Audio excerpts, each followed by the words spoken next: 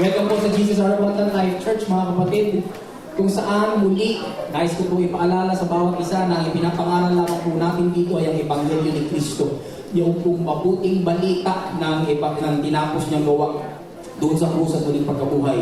Kung ikaw ay ligtas na, mapapalakas ka. Kung ikaw naman ay hindi paligtas, ikaw ay maliligtas. Ano po? So para po sa mga makakapanood ng video message na ito, pag na-upload na, makikiusap po ako na paki-like, paki-share, ano po, mas marami po ang makinabang, mas marami po ang mapagpala, tigit sa lahat, mas marami po ang maligtas. Amen mga kapatid? Tanong mo ang katabi mo kung ready na. Amen. Kung ready na po tayo, makibasa po kayo sa akin sa Galatians chapter 1 verses 1 to 9. Galatians 1, 1 to 9. Paul, an apostle sent not from men nor by a man, but by Jesus Christ, and God the Father who raised him from the dead. And all the brothers and sisters with me to the churches in Galatia. Grace and peace to you from God our Father and the Lord Jesus Christ, who gave himself for our sins, to rescue us from the present evil age, according to the will of our God and Father, to whom be glory forever and ever. Amen. I am astonished that you are so quickly deserting the one who called you to live in the grace of Christ and are turning to a different gospel, which is really no gospel at all. Evidently, some people are throwing you into confusion and are trying to pervert the gospel of Christ. But even if we or an angel from heaven should preach a gospel other than the one we preach to you, let them be under God's curse. As we have already said, so now I say again, if anybody is preaching to you a gospel other than what you accepted, let them be under God's curse. Simulan po natin mga kapatid ang bagong taon ito sa magitan ng pag-aaral po natin ng buong aklat ng Galatians. Welcome po sa ating Freedom in Christ series. Through this series, ay magkakaroon po tayo ng expository studies. Ibig sabihin, hindi po ito topical studies, kundi po pagtingin, pagtunghay sa bawat talata ng aklat ng Galatia. Ito po yung mas magandang pagmensahe. Bakit? Sapagkat wala pong makakalusot na topic.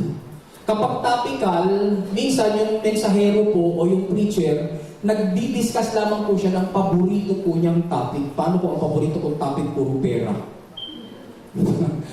Buong taon tayo, nag-discuss tayo ng kaperahan. Pero ito po mga kapatid, sa expository series mga kapatid, bawat talata, ano man ang sinasabi ng talatang yan, ay mali-discuss po natin kaya mas marami pong kaalaman at mas buong kaalaman ang matututunan po natin. Gusto niyo po ba yun mga kapatid? Amen. Salamat po sa 5 kakampi ko. So this expository studies, we will appreciate more yung pong liberty na mayroon tayo kay Kristo. Kaya nga po yung series natin, pinamagatan natin, Freedom in Christ. Mas ma-appreciate po natin kung gano'ng pinalaya na tayo kay Kristo. Sabi mo sa katabi mo kay Kristo lang. Kung hindi po natin kailangan ng kung ano-ano mga kaek-ekan para lumaya tayo. Tayo po, once na sumampalataya na tayo kay Kristo, we are already free. Amen mga kapatid, pwede po natin palapan si Lord. Hallelujah. And so for our initial message mga kapatid this year, pinamagatan po natin itong the only gospel for the whole year. The only gospel for the whole year. There is only one gospel, and it is the gospel for 2024. Pagdating po natin, pagpasok po natin ng 2025, it will still be the only gospel. Amen? So simulan po natin. The epistle to the Galatians is a letter. Sinulat po ito ni Apostle Paul, likely to the people of Galatia. Isinulat po ni Pablo ang liham na ito nung siya po ay nasa Efeso, somewhere between AD 48 to AD 60, between AD after the death. So, 48 years to 60 years pagkatapos po mamatay ni Kristo, isinulat po ni Pablo sa Efeso ang liham niya para sa mga taga-Galatia. This letter, mga kapatid, is also called the Book of Galatians or Paul's letter to the Galatians. Ito po ang ika-9 na book ng New Testament. Okay? So Matthew, Mark, Luke, and John, bilangin po ninyo yung ika-9, yan po yung Galatia.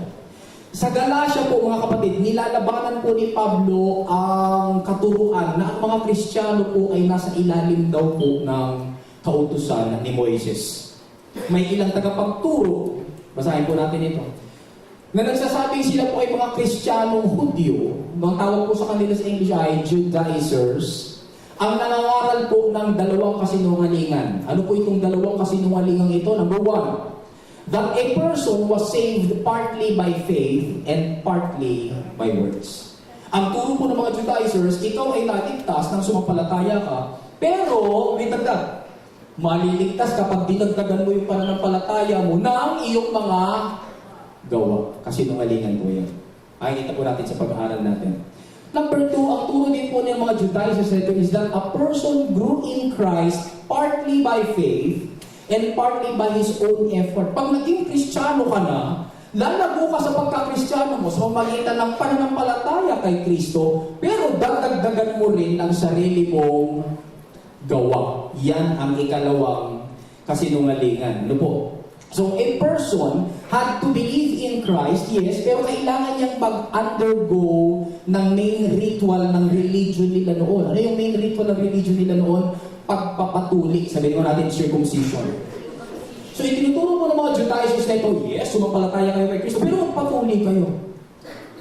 Dahil pag hindi kayo nagpatuli, hindi kayo kumpletong maliligtas. Ano po? So, wala po yung ikinaiba sa ginagawa po ng mga religion ngayon. Kung saan ibinatagdag po sa kanilang pananambahan, para maligtas ka, idagdag po sa pagsampalataya kay Kristo, kailangan magpabautismo ka. Yan. So, salvation is equal to faith plus baptism. Yung iba naman, nagdadagdag ng church membership. Kaya makakarinig po tayo ng mga religion, hindi kayo maliligtas hanggat hindi kayo pumapasok sa aming iglesia. Narinig niyo po yun? Maliligtas ka kapag ikaw daw ay napabilang sa kanilang iglesia. So, ang church membership now becomes what?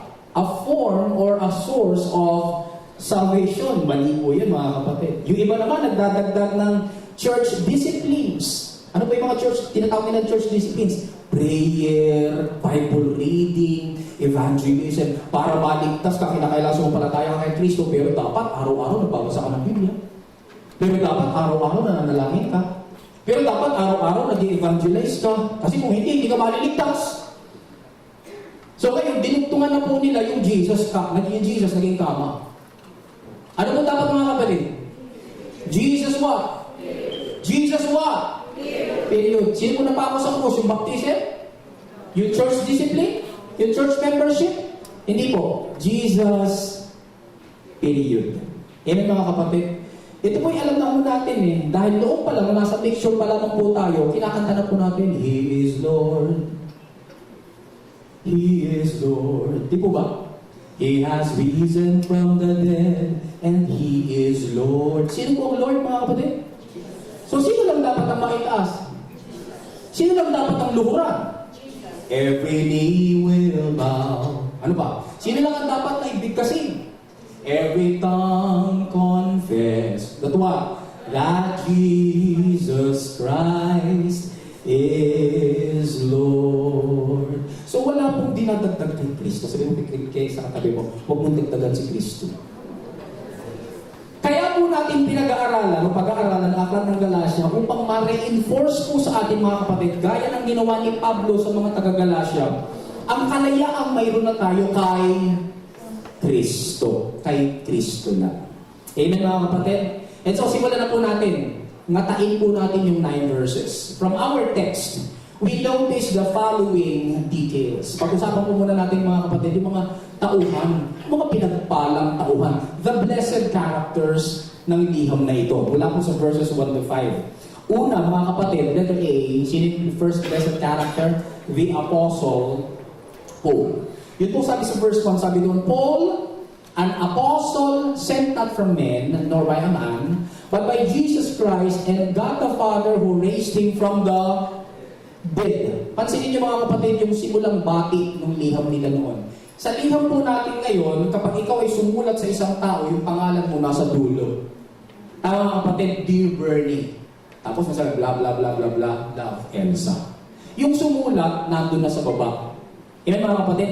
Pero yung panahon po nila, pag lumiham ka, inuuna mo yung pangalan mo. Kasi Pablo po ngayon, so po yung nauna, Paul an Apostle.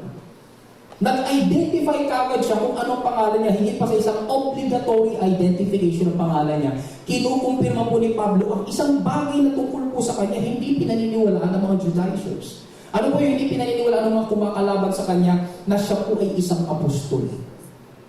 Na siya po ay hindi kakaiba doon sa original 12. Ano po ba yung original 12? Basahin niyo na lamang po Matthew chapter 10, verses 2 to 4. Nandiyan po yung original 12 ni Jesus. Sa pagbalugtog po ng gospel of Christ na mga kumakalaban kay Paul na Judaizers, sinisiraan po nila si Pablo. Marahil ay iniisip po nila kung maihiwalay po nila si Pablo sa original 12, posibleng mawalan po ng dating, mawalan ng epekto ang gospel na dala-dala niya sa mga taga-Galacia. Pero sa totoo lang mga kapatid, si Pablo po ay apostol. Sabihin nga natin, Paul was an apostle. The word apostle, mga kapatid, is from the Greek word apostolos. Andun po yung phonetic spelling para malaman po natin paano po yung pronunciation at paano po yung accent. Apostolos. Galing po ito sa dalawang word, apo, na ibig sabihin ay from, and stelo, na ibig sabihin ay send forth. Pag pinagsama mo yung apo at stelo, nagiging apostolos po siya. Ang ibig sabihin po ay one sent forth from by another, often with a special commission to represent another and to accomplish His work. So si Pablo po bilang apostol mga kapatid ay isinugo ng Diyos. Ipinadala po siya ng Diyos at meron po siyang commission. At ito po ay ang ipangaral ng mabuting balita ng biyaya at palaguin ang mga churches na itatatag po niya sa pamamagitan din po ng grasya ng Diyos. And so hindi po gaya ng mga Judaizers at false teachers sa Galatia na sila po mismo ang nag-appoint ng mga sarili nila para maging spokespeople ng Diyos. Si Pablo po, sabi sa ating talata sa verse 1, was sent not from men, nor by a man, but by Jesus Christ and God the Father who raised Him from the dead. Sino pong nagsugo kay Paul? Ang Diyos. Ang Diyos mismo at hindi tao ang nag-commission o nagsugo, nagpadala kay Pablo. Kaya, umpisa pa lamang po ng liham niya ay tila pinapipili na po ni Pablo ang mga taga-Galacia kung anong mensahe ang kanilang paniniwalaan. Ang paniniwalaan po ba nila mga kapatid ay isang mensahe which is of number 1, human fabrication invented by false teachers? O ang paniniwalaan nila is a message which is one of divine origin, meaning galing sa Diyos, delivered by a true apostle. So, nung magpakilala po si Pablo sa mga taga-Galacia, sinabi niyang, I am an apostle, mamili kayo. Sapagkat itong liham pong ito ay either na liham ng mga Judaizers na peke ang mensahe, o liham ito galing sa Diyos at dinideliver sa inyo ng isang tunay na apostol. So, yung isang tali mo, mamili. Kaya, sa mundo po natin ngayon mga kapatid, namimili ka ng mensahe. Mga kapatid, totoo po ba mga kapatid? Na hindi lahat ng mensahe, pakinggan mo. Mamili ka. Hindi po yung buong bangos, kakainin mo hanggang mundo. Mga kapatid? Aba, binigyan ka ni Lord ng dila para matain nga sa pakiramdaman mo yung mga tinik. At yung mga tinik, hindi nung grapo yun, tinatanggalan. Mga kapatid? Kaya po, pag may mangga, hindi buong mangga kakainin mo. Hindi paborito ko ang mangga. Hindi mga kapatid. Kakainin mo yung laman, pero itatabi mo at hindi mo kakainin yung buto. Bagamat ang iba po sa akin, pag kumain ng buto, namumuti na yung buto. Dahil sa talaga namang, kinain na natin yung lahat ng laman. Mamimili ka. Ano po? And so, pinapipili na po ni Pablo ang mga taga-Galacia. At sa panahon po natin ngayon, in application, sino ang paniniwalaan mo? Sa pagkatero po ngayon mga kapatid, napakahusay na motivational speakers. Tumingin ka sa Facebook, tumingin ka sa YouTube, ang daming mga galing na motivational speakers and mabibless ka. Maihipo yung emosyon mo, parang makikiliti din yung utak mo. Pero kung sila po hindi ligtas, patay sila. Sapagkat sabi ng Ephesians chapter 2 verse 1, ang isang tao wala pag relationship kay God at isang makasalanan ay patay. So So kahit gaano pa kagaling yung motivational speakers na yan, kung hindi po sila ligtas, they are what? Dead. Mamili ka. Pinipili mo ba yung kanilang sinasabi o ang mensahe ng biyaya ng Diyos na sabi ng talata, kaya niyang bumuhay sa mga patay? Amen mga kapatid? Because sabi ng verse, God raises somebody, o si Jesus yung namatay din eh, God who raised him from the dead. So mamili po tayo mga kapatid.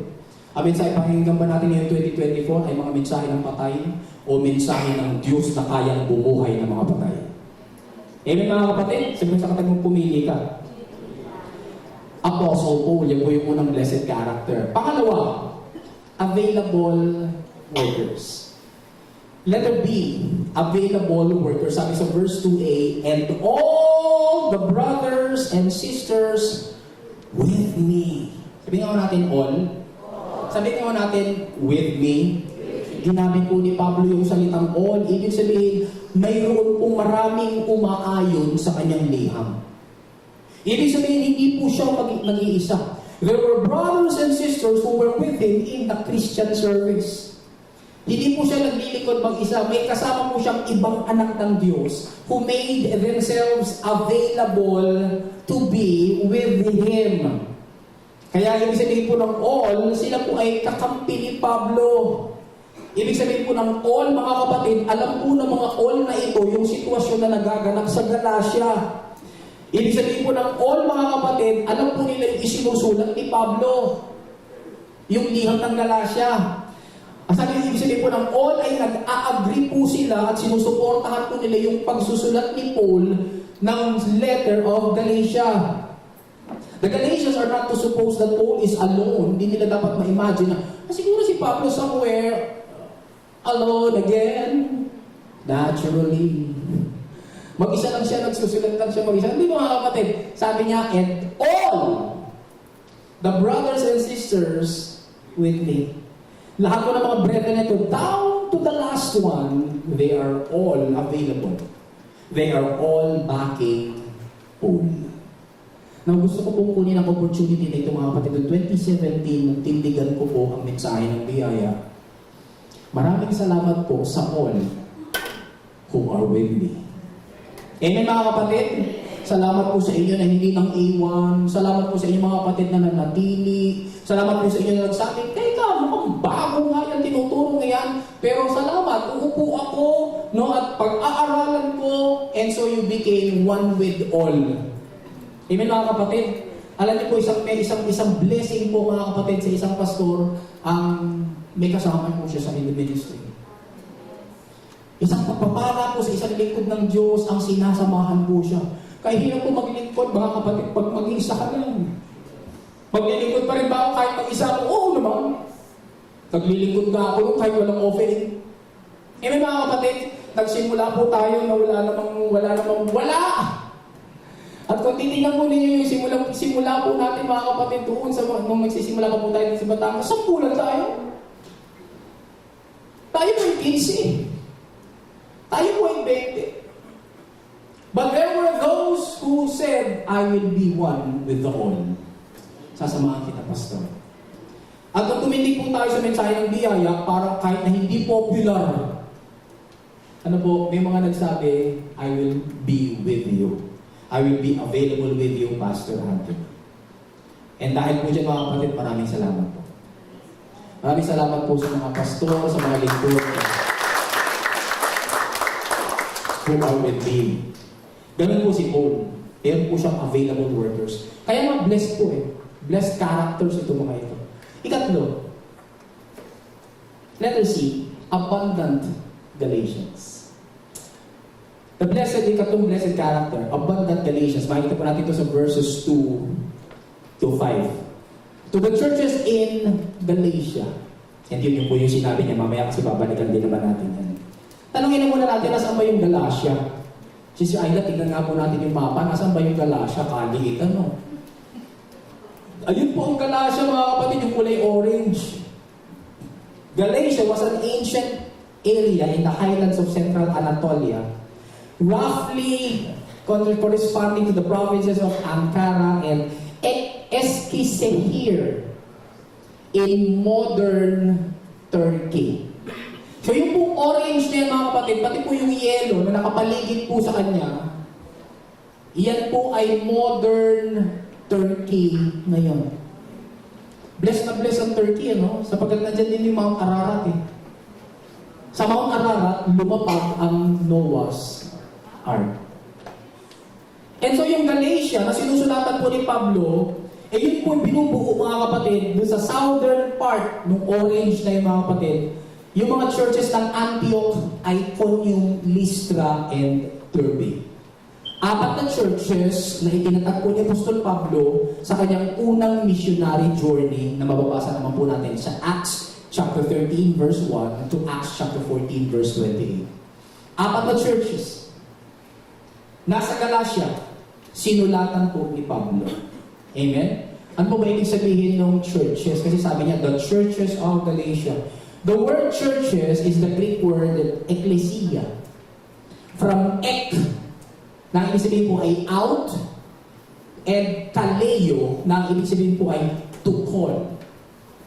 So, ibig sabihin mga kapatid, ang ecclesia is the called out, and as commonly used sa salitang Greco-Roman, ay tungkol sa mga mamamayang tinawag mula sa kanilang tahanan to be publicly assembled and gathered to discuss or carry out the affairs of state.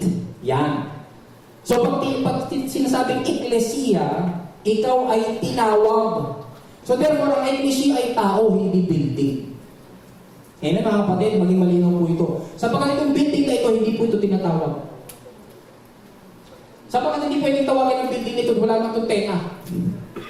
Ito ay non-living thing. Hindi po ito ang church. Sabi mo sa katali mo, ikaw at ako ang church. Amen? Tayo po yung tinawag. Okay? So, dito po sa bagong tipan ng biyaya, dalawa po yung paraan ng pagkagamit ng eklesiya. Yung isa refers to the entire body of believers. Ibig sabihin yung buong bilang ng mga sumampalataya na kay Kristo sa buong mundo. Yun ang eklesiya. Pero may pangalawang pagkagamit ng eklesiya, mga kapatid, which is yung local. Sabi po sa Galatians 1:2, ecclesia refers to the local assemblies of believers. Parang ganito po, Jesus our Abundant Life Church. Tayo po ay eklesiya. Kabuuan natin mga kapatid. Dito po sa Alangilan. Okay? Kaya nang sulatan po ni Pablo yung mga churches in Galatia, yung Lystra, Derbe, yung mga churches po yun na kanya pong binuo, ang layunin po ay ipabasa po sa kanila itong nag-iisang liham na ito. Ano? Meron na po bang copying machine doon? Wala. Amen mga kapatid? Wala. May kausap po ba ako rito? Wala pong copying machine doon. So, is it possible na itong nag-iisang liham na ito ay nanatiling nag-iisa lang?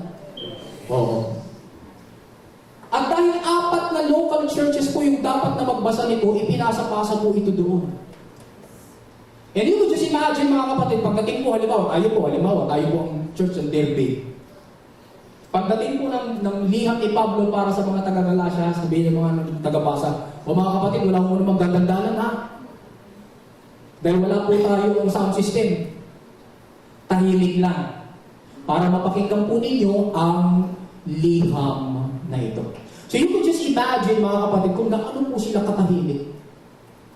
At kung gaano po sila nagkaloob ng kanilang attention para lamang nila marinig ng buo yung pong liham sa Galatia. At kung sila man po ay marunong magsulat, we wonder mga kapatid kung nag-take down ba sila ng notes. Pero sabi ko ng isang pag-aaral, noong panahon daw kong iyon, 70% daw po ng church ay illiterate. Ibig sabihin, no read, no write pa ako.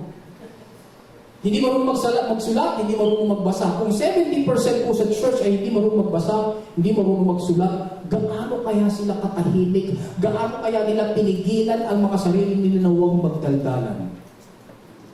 Para lamang po makapakinig. Imagine po natin mga kapatid, iba po sa panahon natin ngayon.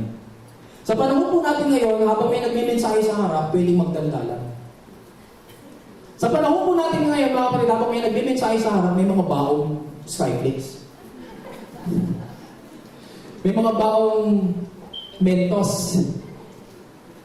Meron pa mga churches ngayon sa panahon po natin, sa panahon ng pangangaral, may nagkakape.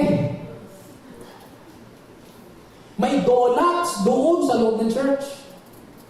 Kaya kahit hindi ka naman magkakape, pag may nagkape na amoy mo, makapagkape na. Sa panahon po natin ngayon, yung worship team nakakapaglomi. Hindi po yung worship team natin. Pero may mga worship team, mga kapatid, naglolomi. Kaya sabi nila, mamaya pa naman tayo tutugtog. Nagme-mensahe pa si pastor. Pero noong panahon po nila, mga kapatid, kinakailangan po nilang makinig. Dahil ito po ay one shot. Isang beses ko lang marinig yung liham sa Galatia. I must be all ears. At kung marunong ako magsulat, magsusulat ako, sige, ano nga yun? Ano pa? Kasi gusto kong malaman kung ano yung mensahe ng biyaya. Amen, mga kapatid? Kasi nung sa katanong, pinagpala ka ngayon eh. Talagang nga natin si Lord.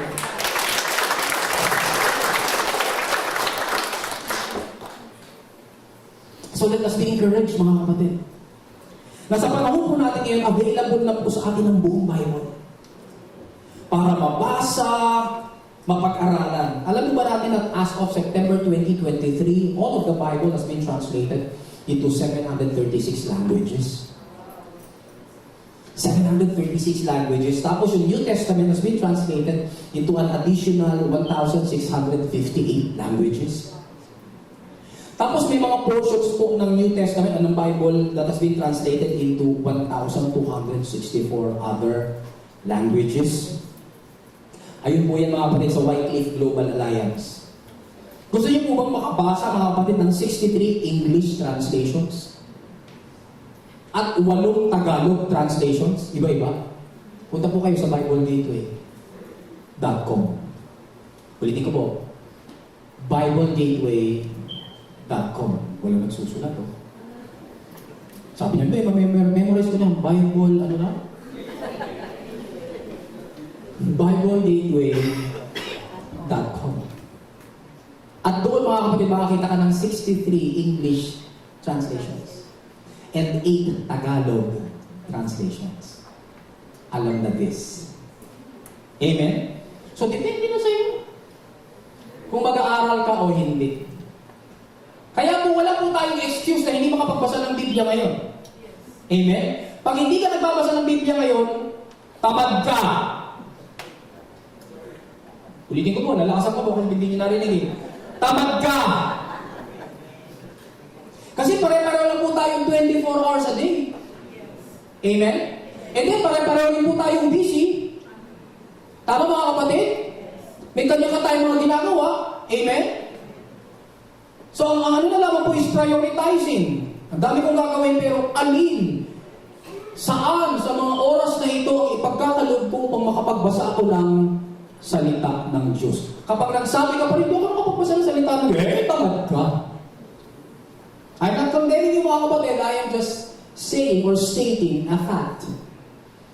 Because you do not have an excuse para hindi magbasa at mag-aral ng salita ng Diyos. Amen, mga kapatid? And so this 2024, simulan po natin. Magbasa po tayo ng salita ng Diyos. Sapagkat hindi po natin makukuha ang lahat ng katotohanan sa pulpitong ito. Napakasarap na ikaw mismo nagbubungkal ka ng kayamanan ng salita ng Diyos. At pag ikaw ang nakadiscover ng treasure of the Word of God, of the truth of the Word of God, mga kapatid, wow, kay sarap naman. Bakit po abundant ang sinulatan ni Pablo na Galatian churches? Kasi dahil po sa verse 3, sabi po doon, tumanggap daw po sila ng grace and peace na mula po sa Diyos Ama at sa Panginoong Jesucristo. You see, grace and peace summarize the gospel of salvation na dala-dala po ni Pablo. Ano po yung grace? Yan po yung biyaya ng Diyos. Hindi po binabayaran, hindi pinagpapaguran, ipinagkakaloob kahit hindi ka naman karapat-dapat. Yan ang biyaya ng Diyos. Sabi sa Ephesians 2:8 and 9, God saved you by His grace when you believe. Paano daw po tayo naligtas, mga kapatid? By His grace when you believe. And you cannot take credit for this. It is a gift from God. Salvation is not a reward for the good things we have done, so none of us can boast about it. Kapag ang isang tao ay nananampalataya kay Kristo, tumatanggap po siya ng salvation, no? And peace with God. Sabi ng Romans 5:1, therefore, since we are justified, acquitted, declared righteous, and given a right standing with God through faith, let us grasp the fact that we have the peace of reconciliation to hold and to enjoy peace with God through our Lord Jesus Christ, the Messiah, the Anointed One. Ano na po tinatanong mo, kapatid? Hindi ng grace. Tumanggap ka na rin ng peace. Yung big word niya is Irene. Kaya ang ganda ng name na Irene. Kapag may peace na po tayo with God, we can also have peace with others and with ourselves. Okay? So, ganito po yun. Hindi ako ligtas, pero sumumpa, nandiyan ang biyaya ng Diyos, sinampalatayanan ko ang biyaya ng Diyos, kasama na rin po doon yung peace ng Diyos. Pati na kami nindigan, hindi na po kami magkaaway. Ang issue po ng kasalanan ay wala na, we are no longer at war with each other. Amen mga kapatid? And so when you have peace with God, maayos na yung vertical relationship niyo with God, pwede ka na rin magkaroon ng peace at ma-enjoy yung horizontal relationship mo. Kaya kapag may nabuborn na din, nagkakabati sa pamilya. Amen mga kapatid? Kaya kapag may naligtas, naaayos po yung hindi maayos, yung horizontal. Kaya kapag ikaw ay naligtas, magulo ka, pero pag naligtas ka, no, magkakaroon ka na rin ng kapayapaan sa iyong sarili. Mapapatawad mo na rin ang iyong sarili. Now, you are not only enjoying peace with God, but peace with others, and most especially, peace with yourself. Bakit po? Asahin natin to. Grace leads to peace. Do you want peace? Receive grace. Amen? Kaya sabi ni Paul, yung sinulatan ni mga taga-Galatia, grace and peace be to you. Bakit po abundant ang sinulatan ni Pablo na Galatian churches? Dahil ayon naman po sa verse 4, Jesus gave Himself for their sins. And gusto natin itagtag, and ours too, to rescue us from the present evil age, according to the will of God and Father. Kaya po, blessed characters, mga kapatid, itong Galatians na ito. Ang ganda ng greeting ni Paul, mga kapatid. Bakit? Sapagkat ito po yung gospel sa isang kapsula. Ito po yung gospel na binuod na ni Pablo. Pakinggan natin to, tingnan natin to. Ang mabuting balita sa isang kapsula. Ang kaligtasan ay sumasa atin sa pamagitan lamang ng biyaya ng Diyos. At matapos tayo manampalataya, ay nagdudulot naman ang kanyang kapayapaan. Ito ay dahil kay Kristo, nang mamatay siya para sa lahat ng ating mga kasalanan. Ano klaseng kasalanan? Malaki o maliit? Hayag o lihim, terrible o bahagya. Kasama ko yan. Upang iligtas tayo sa rumaragasang paghatol ng Diyos. At bigyan tayo ng kapangyarihang mamuhay para sa Diyos, sa halip na para sa kasalukuyang masamang mundong ito.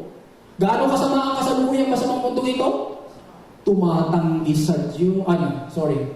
Sabi doon? Yan, dahilan ng tumatanggi sa Diyos at dahilan ng kasamaan, kalikuan, gagawin kasama ang mundo ito, immoralidad, pagkaimbot, inggit, pagpatay, kabuluhan, pandaraya, kalupitan, paninirang puri, kayabangan, pag-iimbento ng kasamaan, pagsuway at pagbigay ng sama ng loob sa mga magulang, kataksilan, pagtalikod sa pangako, at iba pa. Sa kabila ng lahat ng ito, lahat ng biyaya, kapayapaan, kaligtasan at kapangyarihan ng Diyos ay ayon sa kalooban at plano niya at sa Kanya lamang ang kapurihan. Yan po yung good news. Ngayon mga kapatid, niligtas tayo ng biyaya ng Diyos, binigyan niya tayo ng peace. Pagkatapos mga kapatid, sa kamatayan ni Kristo, ni-rescue tayo, iniligtas tayo mula sa mundong ito na napakasama. At sa Kanya lamang ang pinakamataas na kapurihan. Baligtad na baligtad ito sa mensahe ng Judaizers Bakit? Hindi kasi tao ang nag-invento ng kaligtasan. Hindi rin tao ang nagbayad para matanggap ang kaligtasan. Therefore, hindi po tao ang dapat na mapapurihan at maitaas. Ang pagliligtas po ay solong gawa ng Diyos. Wala po tayong ikinontribute, mga kapatid. Okay? So, wala kang ambag sa kaligtasan. Solong gawa yan ng Diyos. Ang ihalo po sa kaligtasan ng gawa at pagpupusilin ng tao ay nagpapalabnaw po ng mabuting balita ng biyaya. Tanong, aabandonahin ba natin ang isang mensahe ng kaligtasan na nakasentro lamang sa Diyos at puno-puno ng grace para ipagpalit lang sa isang mensahe na nakasentro naman sa tao na walang ka-grace o kung may grace man ay napakalabnaw dahil nahaluan na ng kanyang gawa? Ang pwede natin isagot, that would be unthinkable. Hindi pwede yan, no? Pero alam mo ba natin na yun po ang eksaktong ginawa ng mga taga-Galacia? Inabandon na po nila ang mensahe ng biyaya. Kaya dumako po tayo sa Roman numeral number 2. Matapos po natin makita yung the blessed characters, tingnan po natin the basic concern. Sa verses 6 and 7. Ano po yung first basic concern ni Pablo? Matapos po niya magpakilala at sabihan ng mga taga-Galacia, grace and peace to you. Biniyaan kayo. Pero may concern ako, sabi ni Pablo. Letter A, there is a quick desertion of the gospel. Mayroon pong mabilisang pagtalikod at pang-iiwan sa mabuting balita. Sabi po ng talata, verse 6a, I am astonished that you are so quickly deserting the one who called you to live in the grace of Christ. Sabi ni Pablo, I am astonished. You see, the word astonished is from the Greek word thaumazo. Kaya ko po nilalagay ng phonetic spelling, mga kapatid, para malaman po natin. Kasi pag nilagay lang natin thaumazo lang ang pronunciation natin dyan. Pero sa phonetic spelling pala, may D. Thaumazo. Not that pinamemorize po natin yung Greek. Tumatakbo lang po tayo, mga kapatid, para makita natin na, yung palang original noon. At hindi tayo nanguhula. Amen? Ano yung sabihin ng thaumazo? Surprise at the unexpected. Kaya pwede sabihin, hindi po, ipalit natin yun, surprise at the unexpected. I am surprised at the unexpected that you are so quickly deserting the one. So, nasurpresa ako. Sabi ko mga kapatid sa ibang translations ng contemporary English version, I am shocked.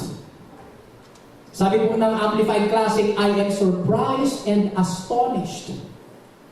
Sabi ng MSG, hindi po yung betching, the message, I can't believe. Sabi sa Tagalog, dalawang translations, nagtataka ako. Ako ay namamangha. Diba? So I think kuha po ninyo yung punto, mga kapatid. The Galatians' desertion of the gospel, ikinagulantang po ito ni Pablo. Bakit? Because deserting means to transfer allegiance, no? And was used of a soldier who deserts and goes to the other side. Kaya kapag ang isang sundalo, mga kapatid, iniwan po niya yung kanyang mga kakampi, yung kanyang mga bok. Tapos kumampi po siya sa kalaban, ang tawag po sa sundalo yung deserter. Ganun po yung ginawa ng mga taga-Galacia. Ang nakalungkot po rito, hindi lang po yung pagtalikod nila ang basic concern ni Pablo, mga kapatid. Ang concern po ni Pablo ay yung bilis ng kanilang pagtalikod. Okay na sana tumatalikod pero mabagal. Pero sabi po ng talata, you have so quickly deserted. Yung quickly, where the quickly is speedily, hastily, suddenly. Iniwan ninyo, may inang-iwan kayo. Ano ba yung iniwan kasi nila? 1 Corinthians 15:1-4. Ano po yung gospel na iniwan po nila, ng mga taga-Galacia? Ito po yun, pakinggan natin. Kaya nga po, there is only one gospel for the whole year. Pero bago yun, sikuhin mo muna yung katabi mo, baka nakapikit na. Kita ko kayo.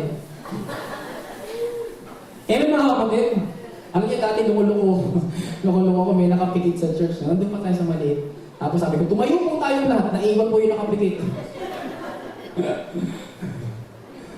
Alam mo ba, naiintindihan ko, puyat po kayo, kaya baka pagod po kayo mga kapatid, o kaya baka masyadong seryoso itong pinag-uusapan natin. Ano po? Pero bigyan niyo po ako ng isang oras. Amen? Isang oras para mapakinggan po natin, mag-alagalasya po tayo. Kunyari, hindi ka marunong magbasa. Kunyari, hindi ka marunong magsulat. Nakikinig ka lang talaga. Ano ba yung iniwan nilang gospel, mga kapatid? Now, brothers and sisters, sabi ni Paul sa mga Corinthians, I want to remind you of the gospel I preached to you, which you received, and on which you have taken your stand. By this gospel, you are saved. Nakakapagligtas po ba itong gospel na ito, mga kapatid? Yes. Ano? Sabi ni Paul, by this gospel you are saved, if you hold firmly to the word I preached to you. Otherwise, you have believed in vain. For what I received, I passed on to you as of first importance. Ito na yung gospel. That Christ died for our sins. According to the scriptures. Ito pa yung kalawang bahagi ng gospel.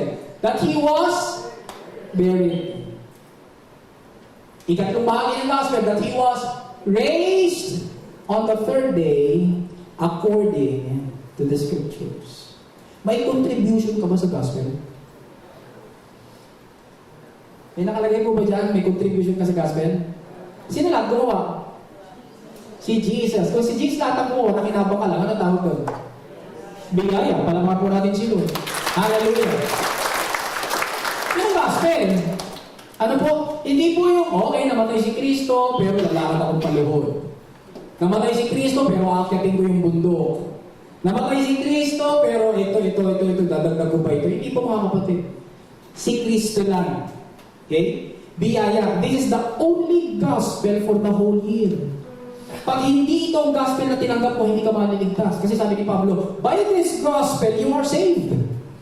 Therefore, if may pinag-uusapan po tayo ibang gospel, okay, hindi nakakasave yung gospel na yan. Because it is only by this gospel that you are saved. Amen, mga kapatid? So nakakapagligtas na gospel, ayun lang, si Kristo ay namatay, si Kristo ay nabuhay. Si Kristo ay namatay, si Kristo ay nilibing, si Kristo ay nabuhay para sa akin. Wala akong ambag. Biyaya po ang tawag doon. Hallelujah. And how soon we can forget grace? How swiftly in moments ng insecurity and doubt, we can go back, mga kapatid, to believing that our human efforts and performance earn points with God. Ang dali natin kumalimot. Pero pansinin natin, mga kapatid, na hindi lang naman po yung gospel of grace ang iniwan nila, kundi ang Diyos mismo. Kasi sabi po dun sa verse, you have deserted Him.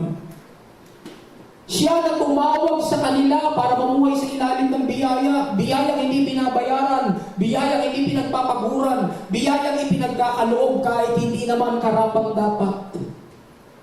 And so ginawa nila, they abandoned grace. Why? Because in the first place, they abandoned God.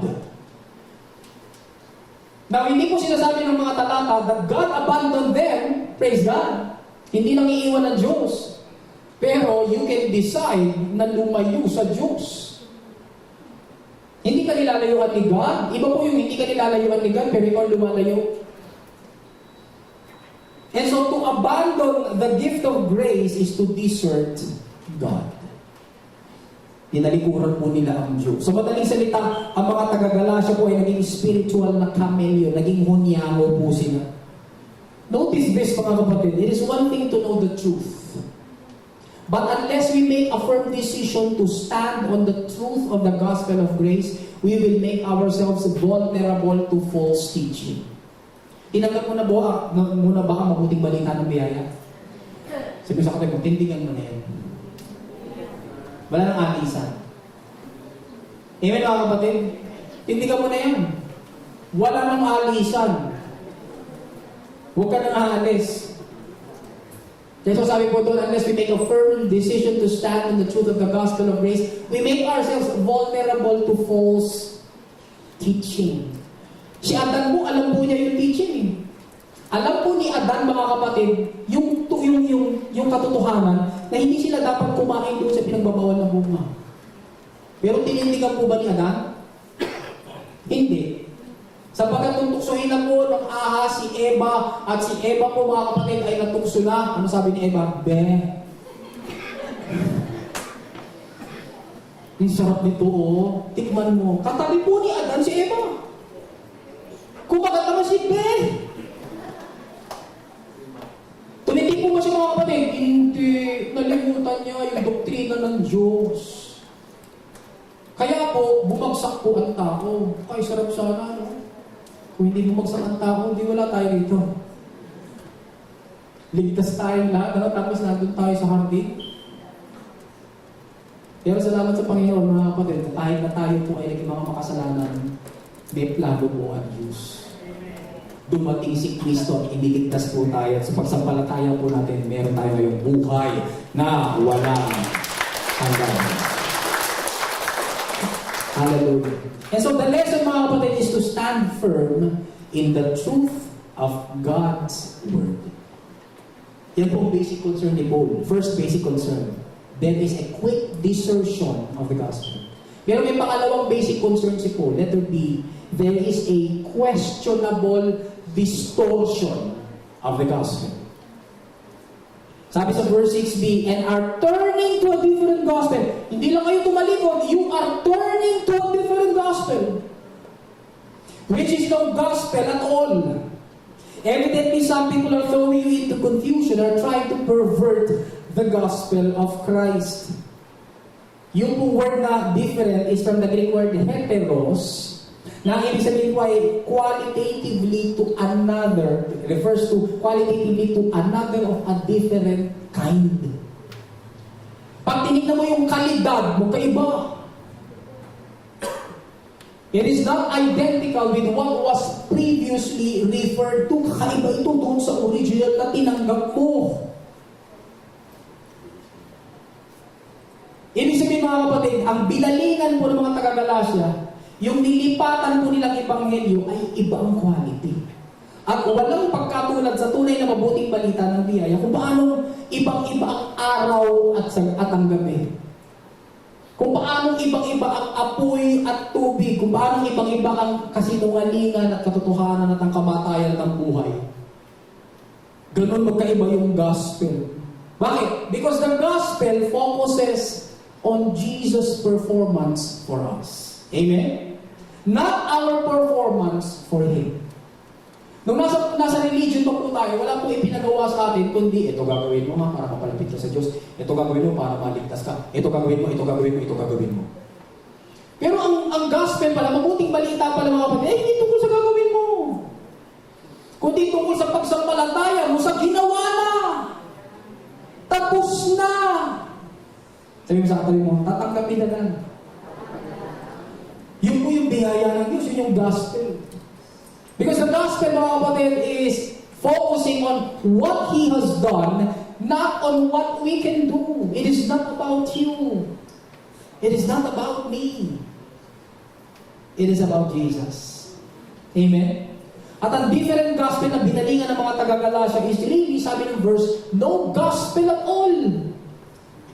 Hindi ito gospel. Ang tagalog ng gospel, mabuting balita. Kung hindi ito mabuting balita, ano ito? Ano po ito mga kapatid? Anong balita na mabuti? Ay, hindi mo sa magbalita. Kaya pala yung mga nakapakinig ng masamang balita, pagod, stress, pressured, nakatingin sa sarili, hindi joyful, malungkot, bagsak ang mga mukha. Bakit? Pagod na pagod eh. Buti nilang dumating si Jesus na nagsabing, come to me, all you who are weary and heavily laden, and I will give you what? Rest. Thank you, Jesus. Thank you, Jesus. Amen. Sige po, palakpan mo natin siya. Hallelujah. Different gospel. Kung meron ako mga kapatid, 200 piso. Isa sa kaliwa, isa sa kanan. Yung isa, totoo, yung isa ay counterfeit, yung isa ay fake. Makukuha mo natin yung picture. Yung isa ay good, yung isa ay bad. Yung totoo 100 pesos, it has quality. Yung fake na 100 pesos, walang quality. Yung totoo 100 pesos, mayroon pong authority. Bakit? Kapag pinakita mo yun, binili mo ng load, bibigyan ka. Yung fake na 100 pesos, walang authority. Yung totoo 100 pesos, kagamit-gamit. Yung fake na 100 pesos, walang usefulness, useless. Yung totoo 100 pesos, it has 10,000 centavos worth. Tama ba? 10,000 centavos ang halaga. Pero yung fake na 100 pesos, walang halaga. Ganun din po sa gospel. Yung totoong gospel, it is useful, it has quality, it has authority. Pero yung no gospel at all, walang gamit yan. Umalis ka riyan. No? Bakit po nagkagano'n yung mga taga-Galacia? Sabi kasi ng verse 7b, evidently, some people are throwing you into confusion and are trying to pervert the gospel of Christ. Yung po mga Judaizers, mga kapatid, nililito po nila yung mga taga-Galacia. Binigyan po nila ng confusion. Nakakatuwa po mga kapatid na madiscover na sabi po sa verse, no, they are throwing them into confusion. Present tense. They are throwing, evidently some people are throwing you. Are throwing mga kapatid. Past tense, present tense, future tense. Present tense. Ibig sabihin, habang sinusulat po ni Pablo yung liham, may nangyayari po. Hindi siya one time lang, nilito yung mga taga-Galacia isang beses lang. Hindi mga kapatid. Habang nagsusulat si Pablo, sabi ni Pablo, some people are throwing. May nagaganap na pandaraya doon. Kaya ang hirap po mga kapatid kapag may nakapasok sa loob ng church na peking gospel. Kaya bilang pastor mga kapatid, bilang mga pastor nyo, we are here, nais namin magpagamit sa Panginoon, hindi lang para ituro sa inyo yung tamang gospel, kundi para protektahan din po kayo mga kapatid sa maling gospel. Amen mga kapatid? Kayo sana wag po kayo magtatampo kay pastor. Halimbawa sinabi, kapatid, ano ba yung pinakikinggan mo? Halimbawa kasi nadaanan ko yung feed mo, nadaanan ko doon sa yung ano, tapos kung ano-ano na yung mga nakapost sa'yo. Kapag nag-message ako sa'yo, huwag ka magagalit sa akin. Amen mga kapatid? Bakit? Sapagkat as pastor, iniingatan kita. Ngayon, kung ayaw mo magpaingat, hindi pwede ka naman lumipat sa iba. Kung gusto mo sa isang church na hindi ka naman iingatan at hindi ka pagsasabihan, okay na, marami pong churches dyan na gusto lang po nila bilang. Tapos tawagin nila sarili nilang mega church. Ano po mga kapatid? Pero dito sa church natin, seryoso po tayo. We teach the gospel of Christ, but at the same time, we also protect people from what? The fake gospel, which is no gospel at all. No? So nagaganap po yung pandaraya. Ang Greek word mga kapatid na ginamit ay tarazo. Ang ibig sabihin po ay the idea to disturb. Tingnan niyo po ito mga kapatid, na mabigat ito. Nakakapakinig po sila ng maling gospel, and ang result is they are disturbed mentally to cause a deep emotional disturbance and refers to an unsettled mind. Nabaliw sila. Kaya kung ka magtataka, di ba, pag napanood mo halimbawa itong isang taga-Davao, dati tama naman yung tinuturo ng taga-Davao na yun. Pero nung nagkamali na po siya, no, pumasok na po yung pera sa puso niya, siya na raw ang siya si Kristo. Pag tinignan mo yung kalaman mo, dami tao, tama ba? Kung nakapanood ka na. Tapos yung par nila, maganda eh. Magkakamukha, puro European. Tapos makakita ka naman ng mga tao doon na tingin mo, pinag-aralan naman eh. Tingin mo, hindi naman tanga eh. Hindi naman bobo.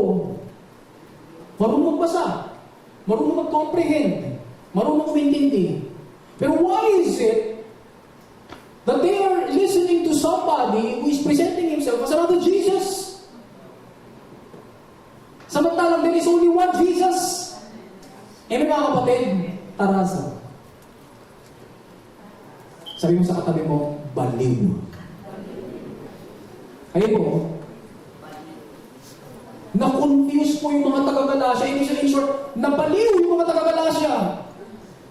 Nang ituro po sa kanila ng mga Judaizers na, alam mo, hindi sapat si Jesus, kinakalang patuloy kayo.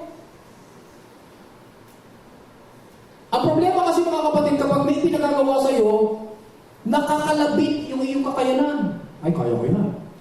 Kaya ko yung magpatuloy. At pag nakapagpatuloy na, wow! Hindi ako support. Kaya ko yan. Kaya kapag may sinabi sa iyo na dapat mong gawin at sinabi mo, kaya mo mag-contribute sa kaligtasan mo eh. Nakakalabit po yung ating kahambugan at ang ating kayabangan. Kaya sabi mo nila, marami po ang ayaw sa grace kasi nga, grace is nakatingin lang kay God. Eh, paano naman yung 5 piso ko? Paano naman yung ambag kong 10 piso? Wala na. Hindi naman ito kailangan? Oo, hindi. Kaya nga po sa biyaya mga kapatid, nakakapahinga ka. Bakit ka nakakapahinga? Ay, it is not about you. It is about His finished work.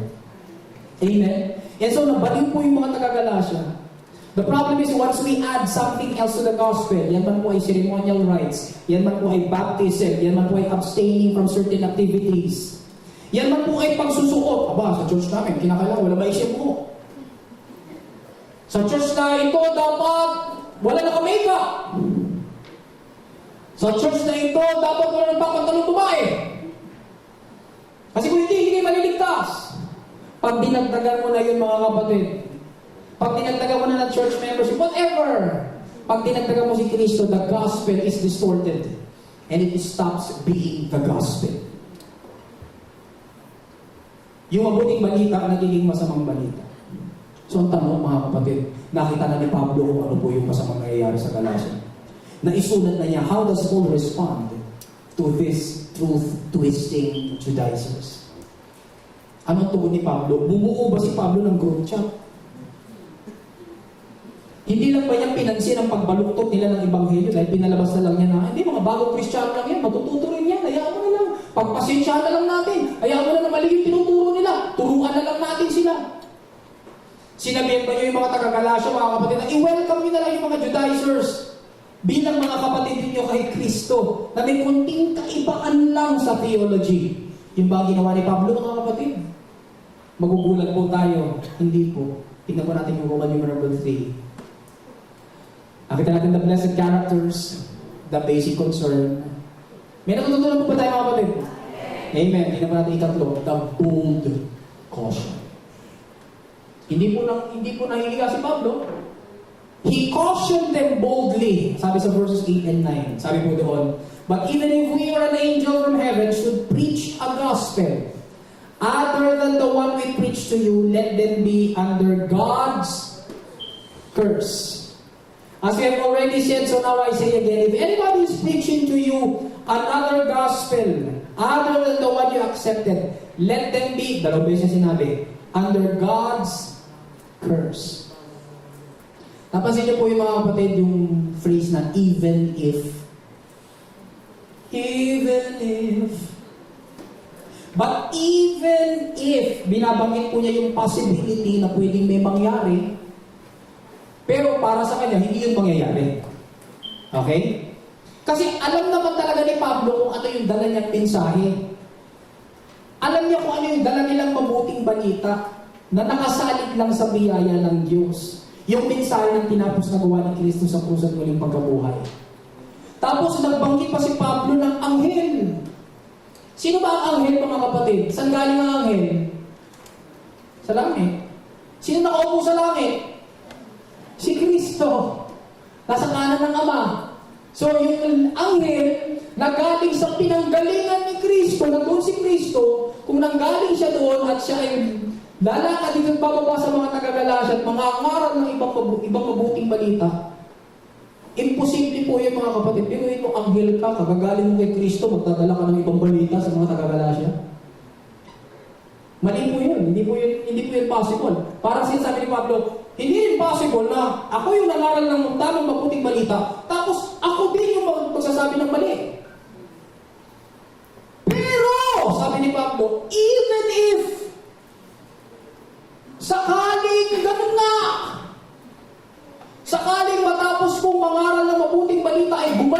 umikot, mangaral ako ng ibang balita. Alam natin ang anghel ay hindi mangangaral ng ibang mabuting balita, pero sakali, even if, kung sakaling mangaral siya ng ibang mabuting balita, ano sabi ni Pablo mga kapatid? Let them be under God's curse. Ano po nakakapagligtas? The gospel. Amen mga kapatid? Kaya nga kapag mali ang gospel, you are under God's curse. Seryoso po si Pablo. Bakit naman seryoso si Pablo? Nalaman natin seryoso si Pablo. Dinamay niya sarili niya. Sabi niya, even if we. Hindi sinabi even if they.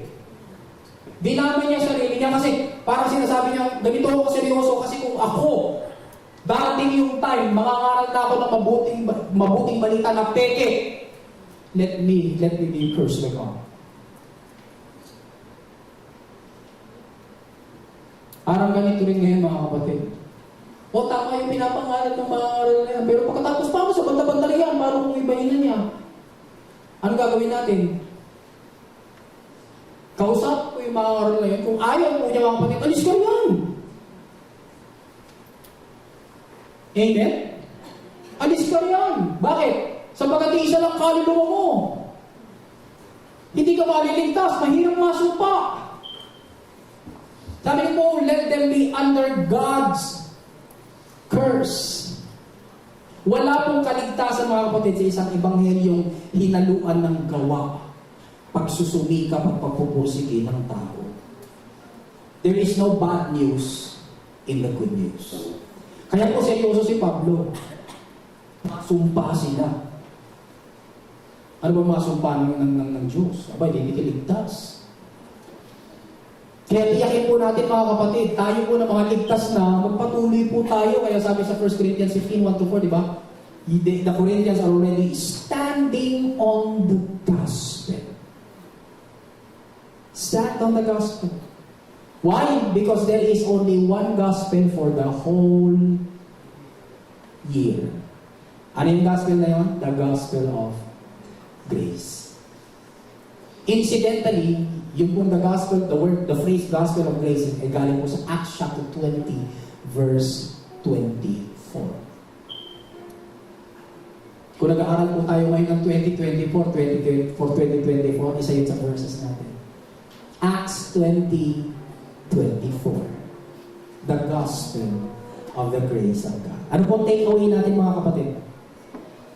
The gospel of grace, the message of Jesus' finished work at the cross and resurrection, is the only gospel for the whole year. And we dare change it not. Hindi natin ito babaguhin. We rely on it. We receive it. We rejoice in it. We rest in it. Palakpakan po natin ang ating buhay. Amen. Praise God. Lord, kami kayo nagpupulit, nagpapasalamat sa iyong salita, buhay. Isinulat 2,000 taon na nakararaan, pero nababasa po namin ngayon. And thank you for the privilege of reading and studying your word. Dalangin po namin, Panginoon, na yung mga lessons na pulot po namin sa expository message ngayon, O Diyos, ay tumanim sa aming mga puso. Alam po namin ngayon ang daloy ng mga talatang ito, O God. And we pray, O Lord God, na tindigan po namin patuloy ang mabuting balita ng biyaya. Kapatid, kung narito ka ngayon, kung ikaw ay nanonood sa any platform, napapanood mo ito, sumampalataya ka na ba kay Kristo? Magtiwala ka sa Kanya. Kilalanin mo siya. Sabihin mo, Panginoong Jesus, ako po ay isang makasalanan. Hindi ko po kayang iligtas ang aking sarili. Sumasampalataya ako sa iyo. Nagtitiwala sa tinapos mong gawa sa Diyos. Ako ngayon ay ligtas. Hindi dahil sa aking kabutihan, kundi dahil sa iyong biyaya. Salamat po sa pangalan mo, Jesus. Amen. Amen and amen. Ihanda po natin ang ating mga puso, mga kapatid. Pagpipira-piraso po tayo ng tinapay.